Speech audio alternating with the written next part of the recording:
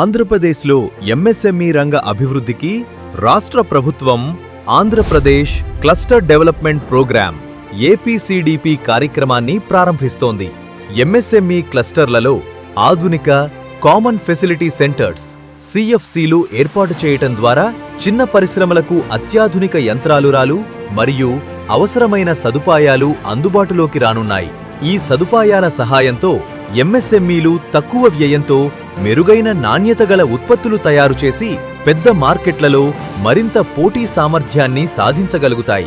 200 కోట్ల రూపాయల బడ్జెట్తో 45 ఎంఎస్ఎంఈ క్లస్టర్ల ఏర్పాటు చేపట్టనున్నారు.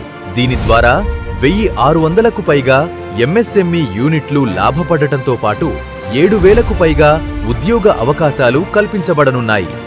ఆధునిక యంత్రాలు, నాణ్యత పరీక్షలు, ప్యాకేజింగ్ మరియు ప్రాసెసింగ్ సదుపాయాలు, స్టోరేజ్ ఫెసిలిటీస్, అలాగే డిజైన్ మరియు ప్రొడక్ట్ డెవలప్మెంట్ సేవలను ఎంఎస్ఎంఈలకు ఒకే చోట అందిస్తుంది.